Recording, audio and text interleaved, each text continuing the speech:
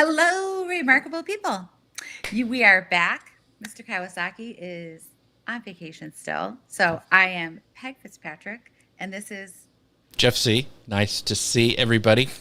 See what I did there? Nice to see you too. See what I did there. That's right. So, yes, guys The on little vacation. lessons. Yes. So, yes. So we are back to talk about this week's remarkable podcast. So if you guys haven't really listened to good this one, go to remarkablepeople.com. Make sure you guys go check them out. And as always, our show is sponsored by the amazing people over at Restream. We're not going live just to one place. We're going live to like 5 or more. You can go up to 30 places, but we only go like to the YouTube, Twitter, Facebook, and what else? LinkedIn. But also 2 Facebook pages. So shout out, we'd love to know, where are you watching from right now? Oh, but you know what's cool? In the comments. You know what's cool? Because here we go. Because I can bring up comments with Restream, like Luciano says, hello guys, this is awesome. And I can see he's from LinkedIn because it brings up his profile. So very, very hello, cool. Luciano. Yes.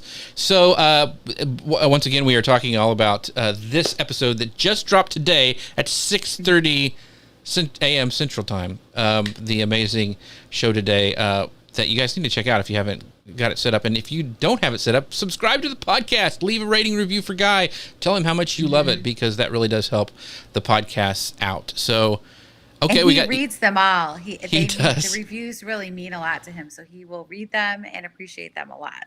So we've got people from Portugal. We've got some people watching from Costa Rica. So we've got all sorts of people chiming in from LinkedIn. Yep. So Shane says he's watching from LinkedIn. Very, very cool. Cool.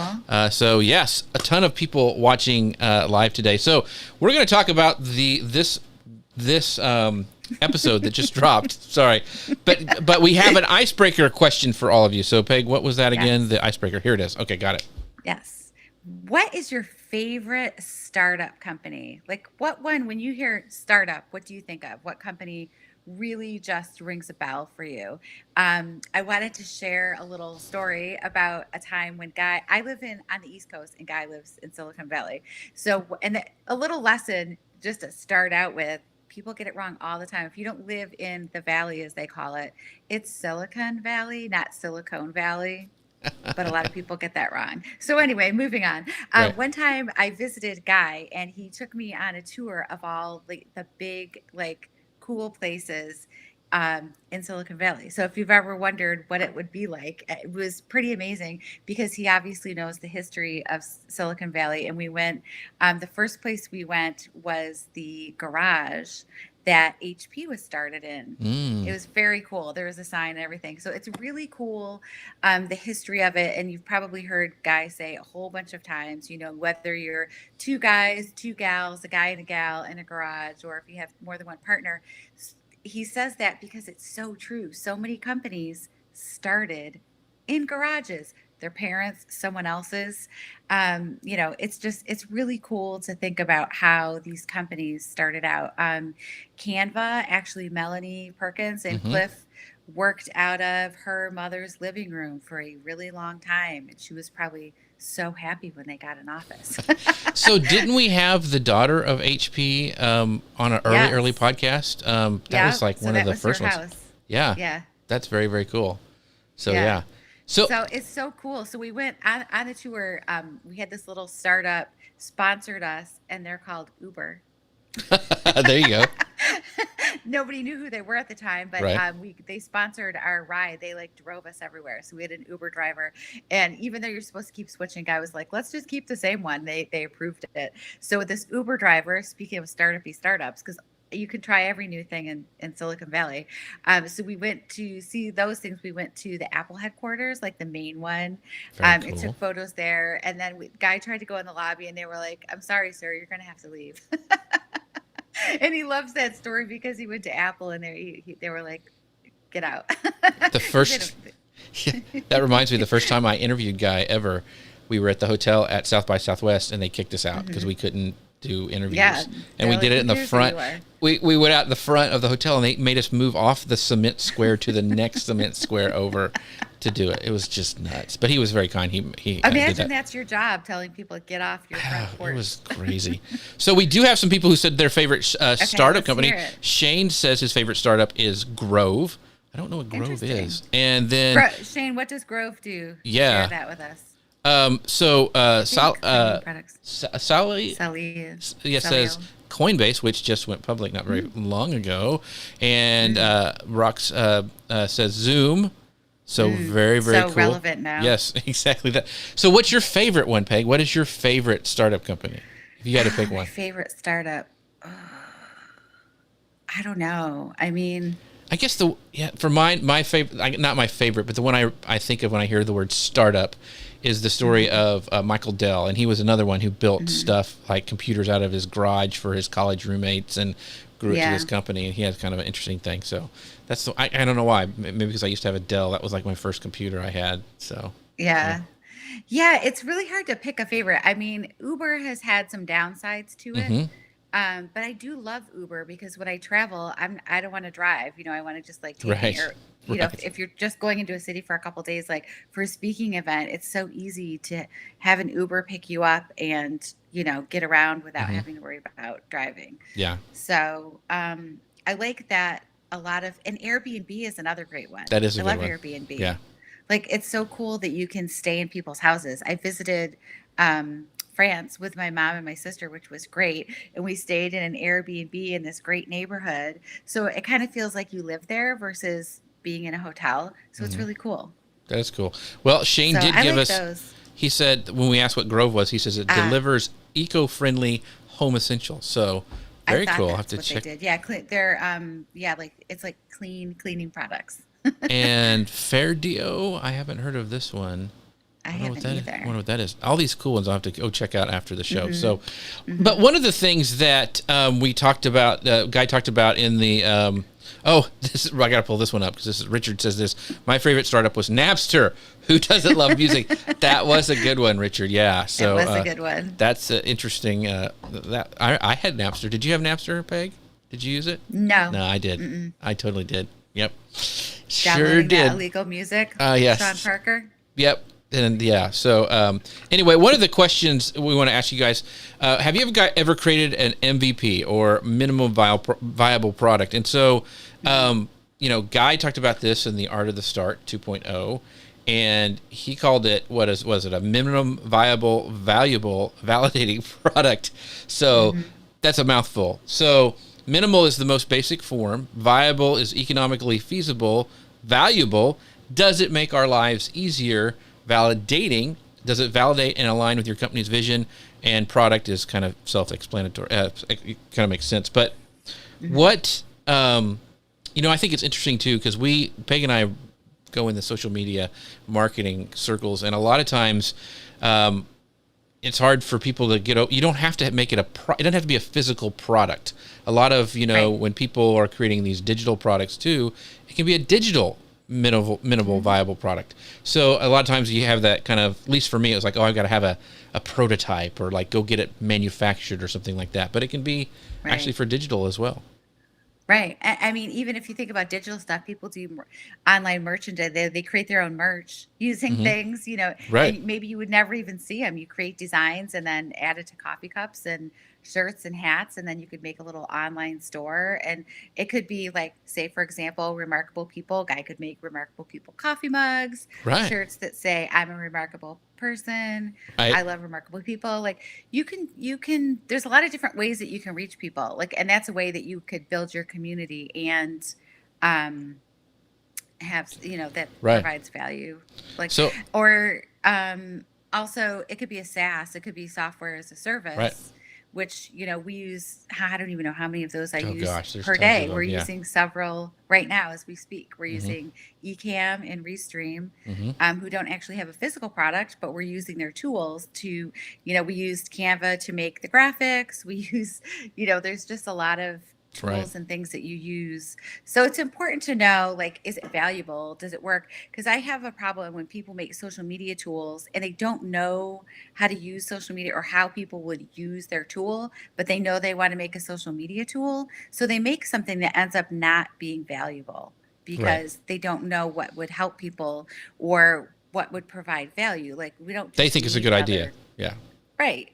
Well, they think it's going to make money, but they Hmm. don't know why or how. Right. And, I'm not saying you couldn't get to that place from there, but if you can't figure out how people are going to use it, and sometimes people use your product for something totally different than you thought they were going to use it for. For example, post-it notes. Right. Like there's things that sometimes people use it differently, and are you Hmm. going to and then that's fine. Yeah. So, So I want to pull up this comment. This is from because we asked earlier, and by the way, Peg mentioned Canva, and she made all these graphics in Canva, and that's a really cool thing with mhm, Restream. You can bring up the stuff in Ecamm too, so you can bring up all these graphics that you create. So that's kind of cool. But mhm. she asked, she says this question. She goes, "Yes, I create digital ebooks and tiny courses under Frankie Johnny. That's really cool. But I love the name. Blessed her messy." That's pretty good. Uh, and she goes, "My stuff is really minimal." So, but you're testing the That's stuff cool. out, which is really cool, though. So, I think that's really the way to do it. So, very, very Mhm, interesting there. So, yeah. So, mhm. you mentioned something to me before the show about Apple and laser printers. Can you explain what you talk about that? You said that. Oh, the Apple. Yeah. Oh, that the story about if you so this is when the guy tells a lot that if Apple had I think it's an Art of the Start 2.0, probably two, probably just regular Art of the Start 2. But if Apple had made what people wanted, they wanted laser printers. So, it's just the thing of you can't, and it's a Steve Jobs definitely said, you can't make what people want. You have to make what you think that they'll need or what Right. it's Right. kind of like, it's not He that you knows know better. better than them, but you Right. have to look, Right. you have to look forward and say, yes, you might think you need X, but that's only because you don't know that sleek and awesome MacBooks are going to Right. exist. And yeah, iPhone. Um, That wasn't the. I think the biggest one would probably be when he say like he dreamed the iPhone, even though there wasn't mhm. people clamoring for it. He knew that was something that they would. Yeah, Yeah. well, it started with the iPod. Right. People thought Right. it was a stupid idea because why would you want to bring your you have records and CDs Right. and Right. cassettes? Why would you want a little teeny player that you could carry around and listen to it? And then people were like obsessed. Although I will say now people, I don't even know, do kids even know what iPods are anymore? Just an iPod. Remember when you could get Yeah. just an The iPod? Nano. I Like I remember the think I have Nano one. was a thing. Can you even buy an Wait, I iPod think I anymore? have one. Yeah. I I have. have one. It has like my workout playlist. I don't think I can update it on my phone anymore. Yeah. I do have It's one funny. somewhere though. Yeah. I had the Nano. I had them all. I had the original iPod with the The big wheel on one. it. Yeah. Oh That was yeah, the really cool. wheel. So Yeah. yeah. Everybody has like a favorite version of the tech, like one Hmm. version of the phone. I liked the rounded one. I think it was like the three. They had like a little, it's when they feel better. Now they're so boxy and Right. they're good. But Yeah, so anyway. this whole podcast, I mean, it's all about if you're interested in startups and Hmm. entrepreneurship, which And I know a Silicon lot of you Valley. guys are. This is Hmm. amazing. This is an amazing episode. You will really like this episode. So make sure you guys go to remarkablepeople.com and click on that. Hmm. And if you aren't subscribed, you need to. And if you know somebody's like, hey, Bob, this is for you. You need to listen to it. Get them to sign up. Send them an email going, Send hey, them to you need to Bob. listen to this and walk them through how to subscribe on a podcast. Because, it's funny. You still have to do that with some people. Like my parents were going on a road trip, so I had to help them get podcasts and figure it out. But because Yeah. it's funny because we say subscribe, and that always has meant pay for something, but you don't Right. really for a podcast. So I had to explain to my parents, no, it's free. It's okay. You can listen to these. So that's It's what I said. interesting language that they chose subscribe when that's usually something that you pay for, like a Hmm. magazine subscription. When I think that's what people think they're getting. So Right. yeah, it's free. It's a free podcast. So we got some more. So Blessed Mary says, I want to bring up this. Henry Ford, American automator, Ford Car yeah, says if he had asked people what they wanted, they would have said faster horses. That is true awesome. story. Yes, that's a good one. That is very true. And Richard Henry says, Ford. I had a Newton that I used during Mm, field research in the Arctic way back in the day. wow. Very, very cool. Okay, So, Richard, you're an adventurer. That's yes, awesome. that's that. Yeah, and doing research on a Newton. Wonder if it had hard time in the cold. That's interesting. So, all right, next Well, I'm sure question. they must have been in a heated space. Well, You're not sitting out in the snow with a with the Newton. Newton. Yeah. I don't know what the battery life was Um, on. so I have a question for you and for everybody. Have you read Art of the Start 2.0? I read it in 1.0, I think. You No, read the first one? I think I can't remember. I think I probably gone and skimmed the second one. So yeah, that is a good Yeah. question for everybody. Yeah.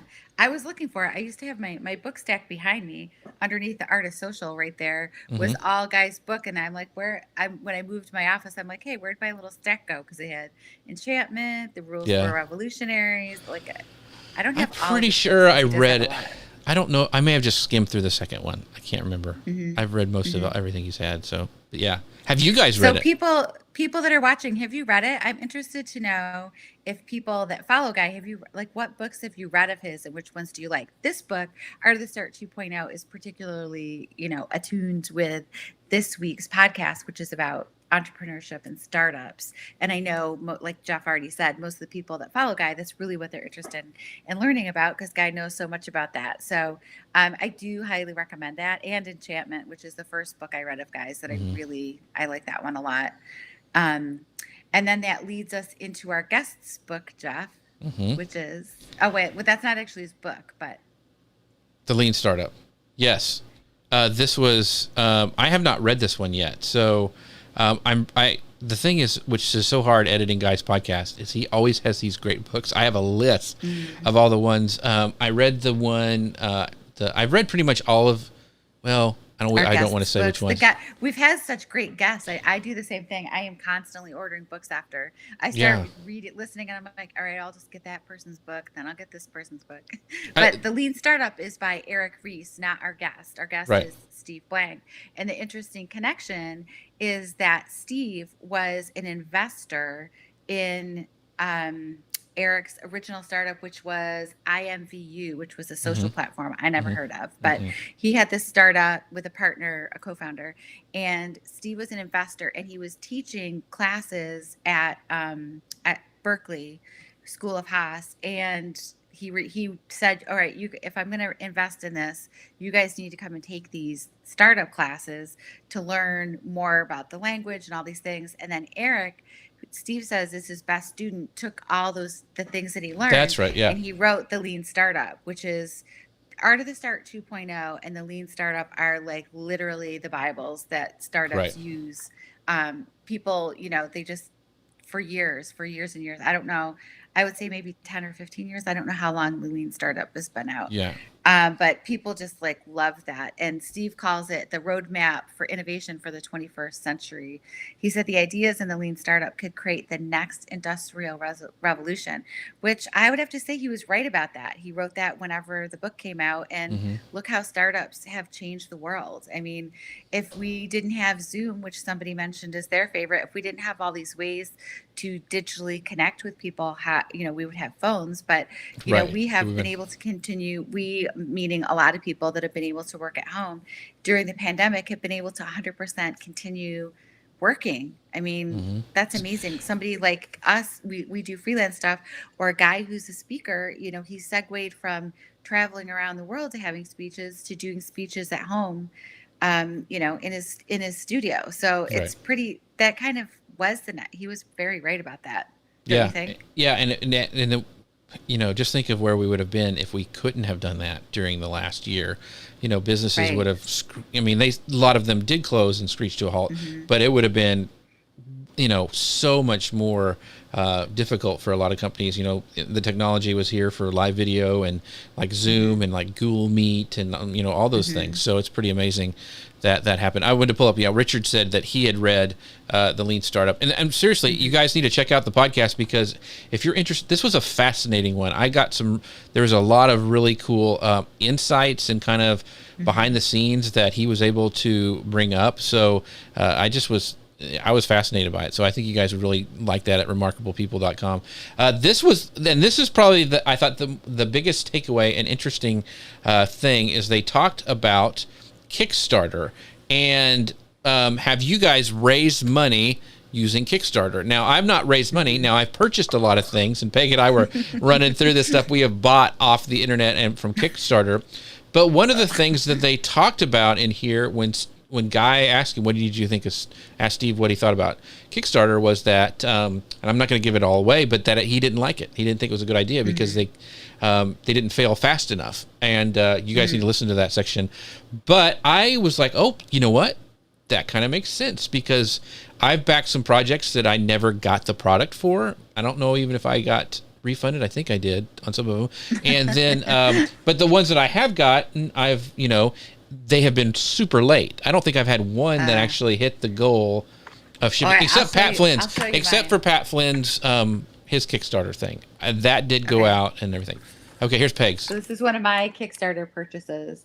It is a vintage keyboard that lights up when you're, and it has that. Can you hear that?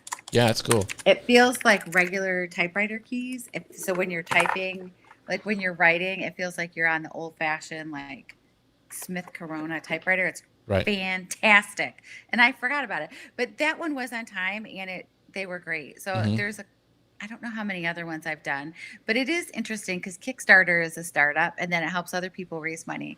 The story that Kickstarter always reminds me of is when Zach Braff wanted to do some documentary or movie. And so he did a Kickstarter and he got like millions of dollars. And then the next day people were like, hey, aren't you already a millionaire? Like, why are we funding you with our 20s and 50s, dude? Right. Well, I know there's like Daryl Eves, who's a big YouTuber. He had one of his huge projects funded with Kickstarter, and it's taken off. Yeah. Blessed or Messy says, I visited Kickstarter's cool office in New York. That's pretty awesome. Yeah. Mm-hmm. So I guess the good thing, and I do have a friend who uses Kickstarter exclusively. He runs a gaming company, board games, the old retro board games, and he actually launches each of his games on Kickstarter, then gets the prototypes built and taken out of there. But that's his business model, and it's working for him. He sold a lot of games doing it that way. So that's cool. But to the point that Steve makes, and you'll have to listen to the podcast, that a couple of them didn't probably fail fast enough, and it cost him more money later. So I can see the point of Kickstarter. So yeah, that's tough. I mean, I know there's authors that have done Kickstarters to try to like self-publish, to try to get the money to publish their book. It's a big stretch I think for an author. I don't know.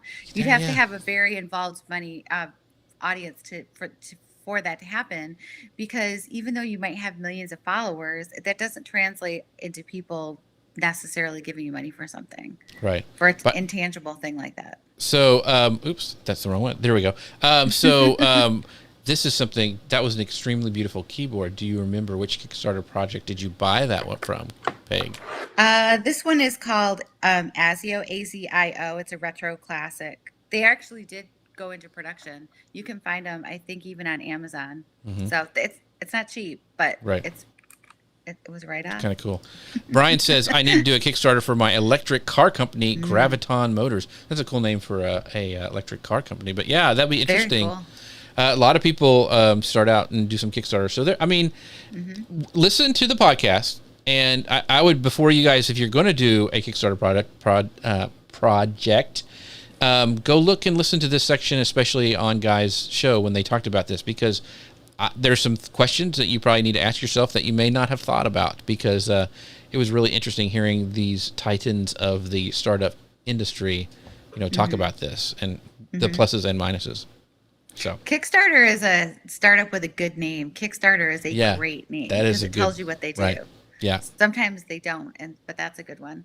Yeah. So our next question is, have you ever worked for a company that died because it couldn't scale fast enough? So for a startup that tried and just couldn't make it. You're going to ask me that question? Because I have an answer. Yeah, let's hear it. So I'd love to hear what everybody else says. So I worked for, I don't know if it was a startup, but it was a local business. And this was, I was making websites. Remember Flash websites back in the day? I was their multimedia manager. And what happened was kind of the opposite. They staffed up too quickly because they thought they were going to get all this stuff from these doctors and all this things. Never happened. And then it started laying off, and then I quit before I knew it was going to happen. But it wasn't scaling fast enough. It scaled too fast. It didn't test the market. It didn't do a minimal viable product. Those are both opposite sides of the same coin, right? You either go so slow and you can't, and then you just never get anywhere, or you go too fast and you grow. There's really like a fine line, which is why investors, which is why getting the right advisors for your startup is important, because they come in and they look at all that stuff and they say, go faster, go slower, get stuff out. You got to have that adults in the room that will tell you Right. the hard things that you're like, but I could just, and they're like, nope.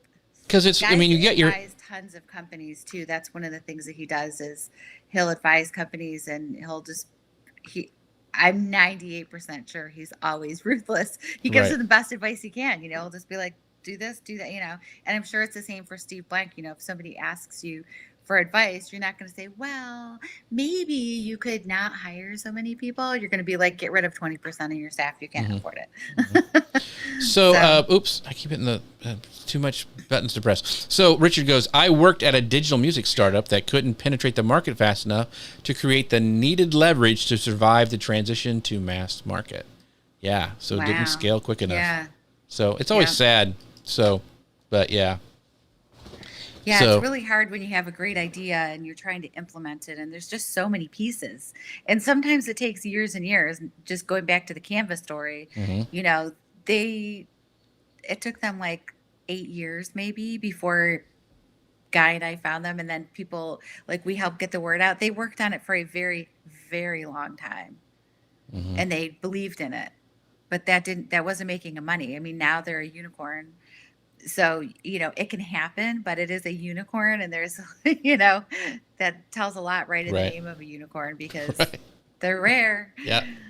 So Richard says this. He gave a little more details. He goes about 12 million invested, minimal viable product completed in 6 months or so. So very interesting.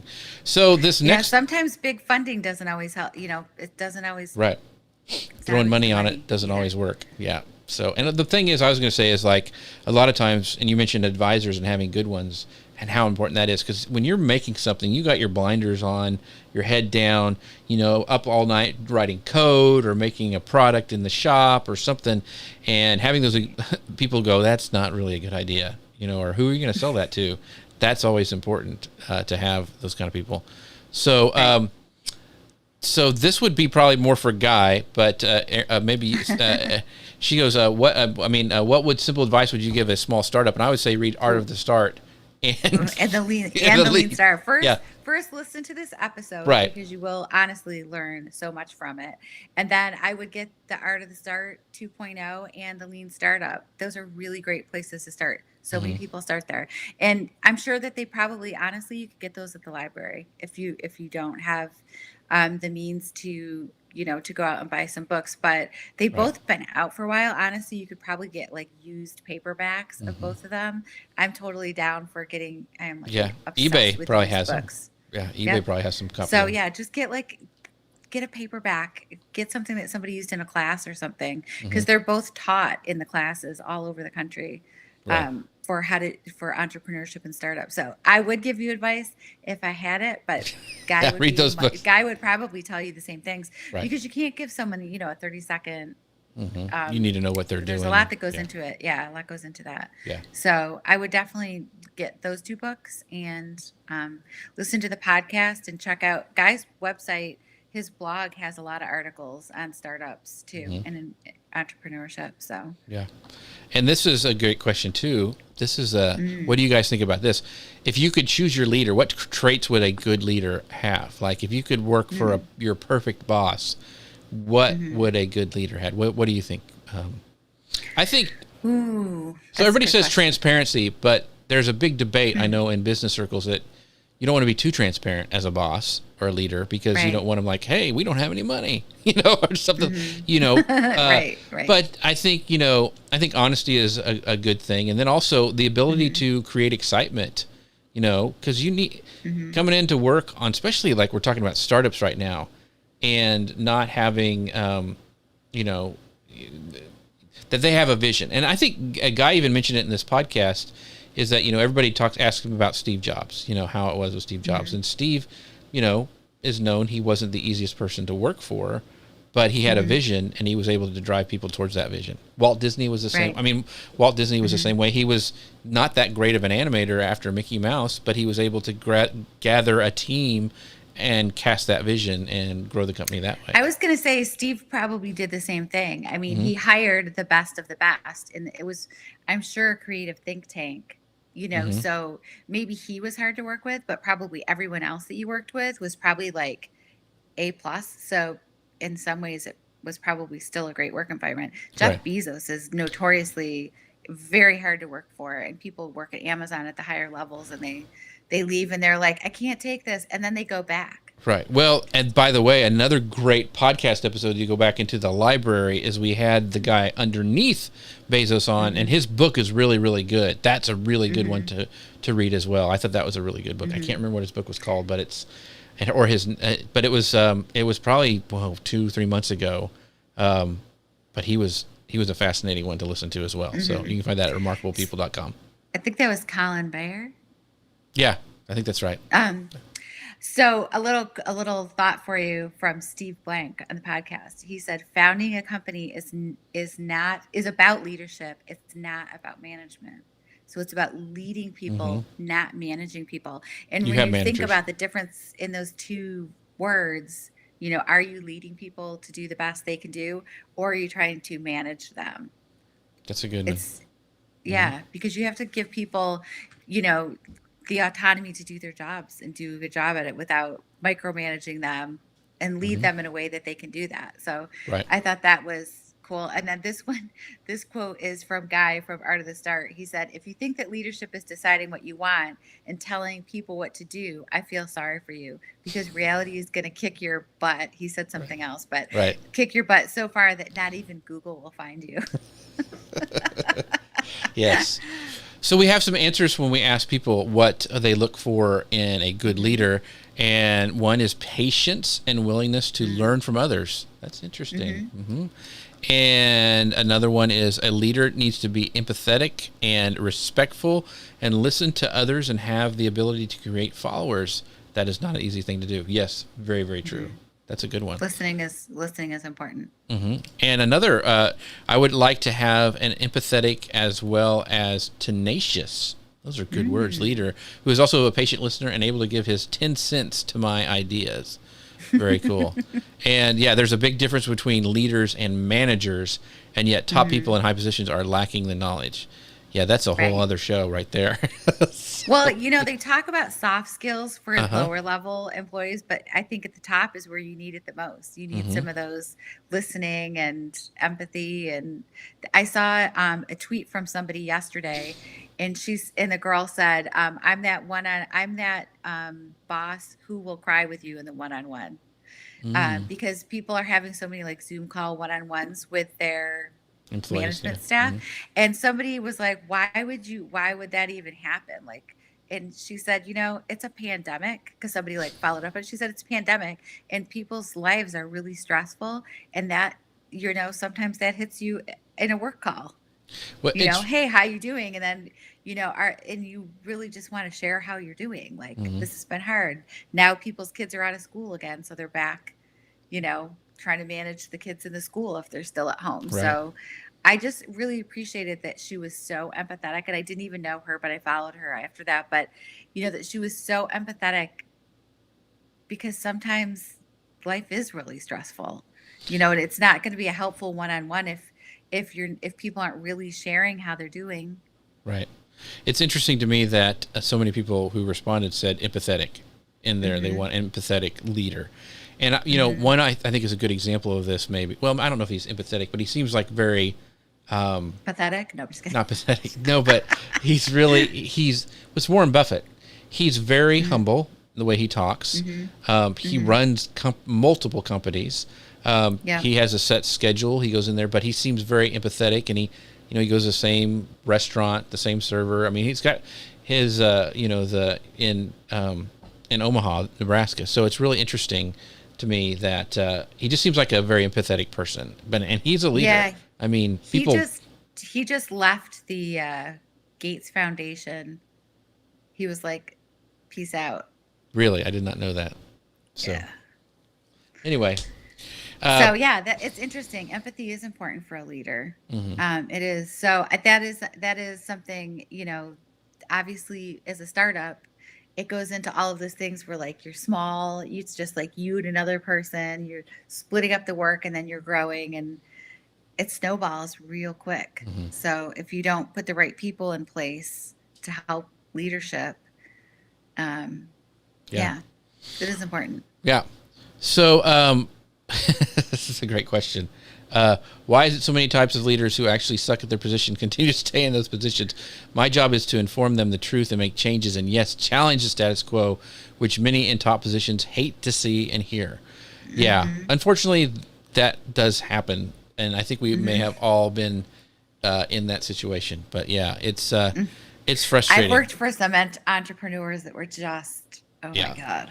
Yeah. One of my bosses was horrible. He used to like flip out and scream at everybody. And then one day he was like, "You're all fired.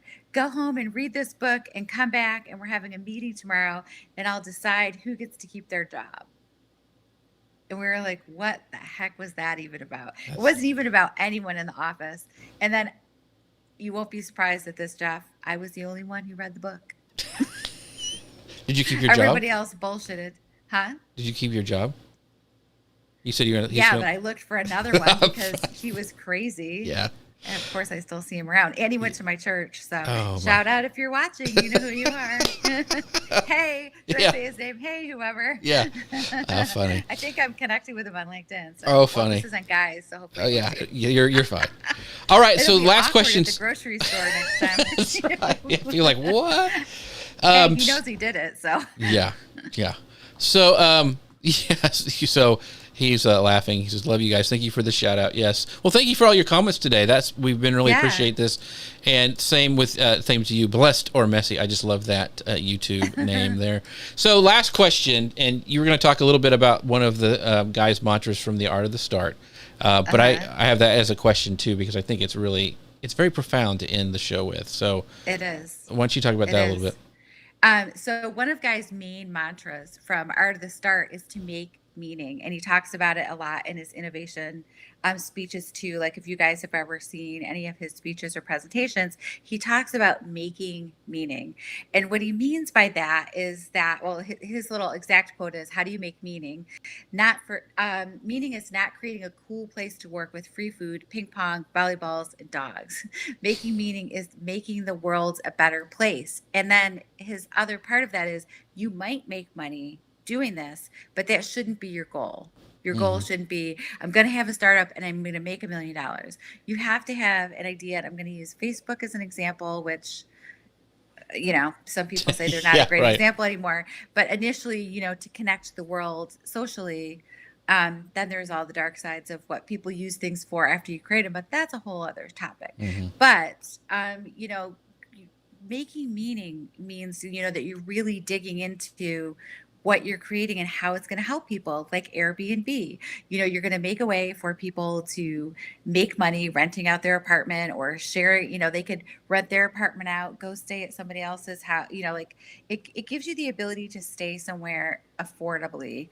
You could rent a room, you could rent a whole house, you could have a weekend, party with your family. One time we went to back to New York for a wedding. We rented an Airbnb. We did the whole house. So all of our kids, everybody was all in the same house. It was like a really great experience. And without Airbnb, we wouldn't have had that. So I think Airbnb did a great job of it's like double. It helps people earn income. And then some people now, that's all they do is they're Airbnb hosts, because they'll have multiple properties or maybe just a really great one that they make a lot of money at.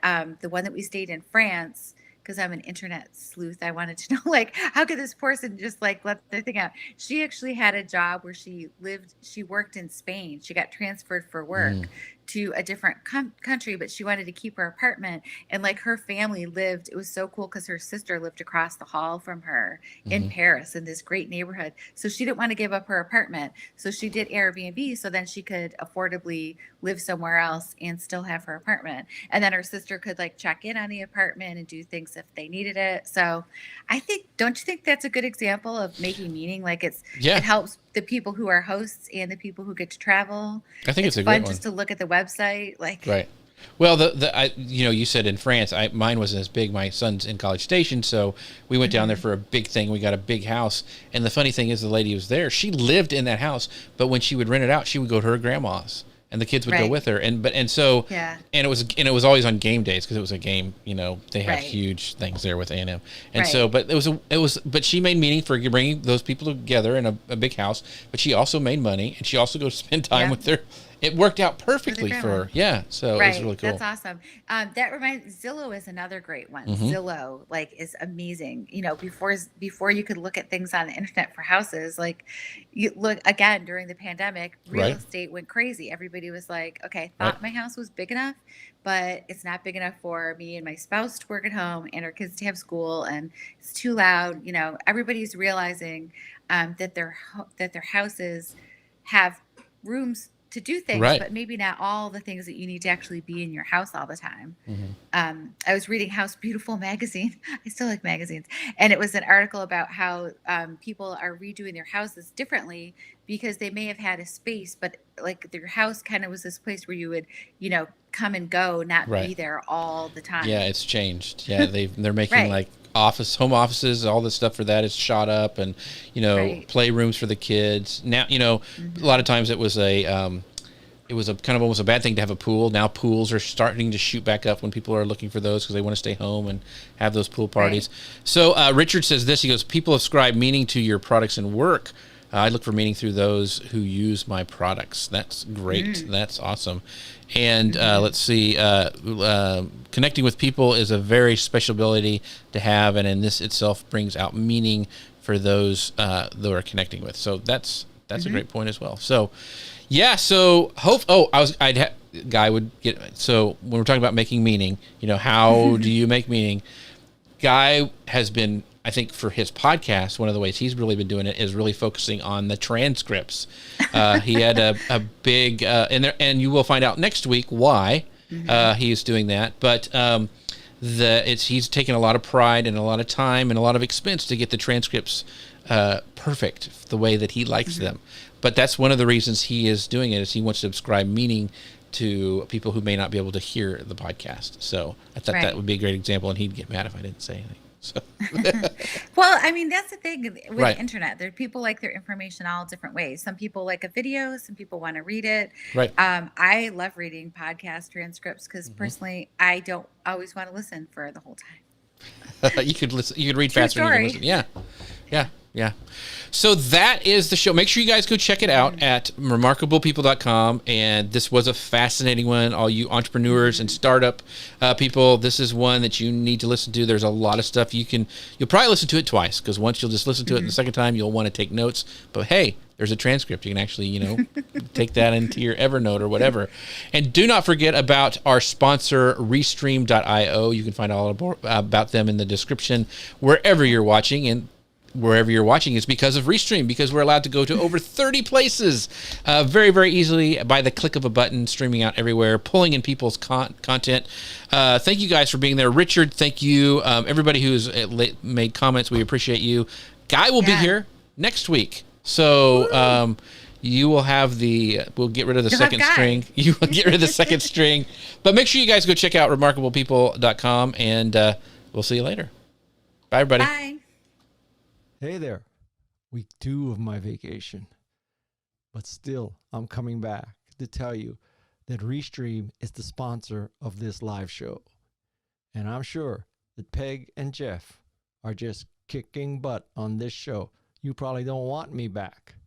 But regardless of who's on the show, we use Restream to get it to multiple platforms at once. High definition audio, high definition video, multiple platforms. What could be more remarkable than that? So, thank our sponsors, Restream. And next week, I'll be back. That's not that good a impersonation. That's not that good an impersonation. I'll be back. No, I'm just not Austrian. What can I say? Restream, the sponsor of this live telecast. Aloha.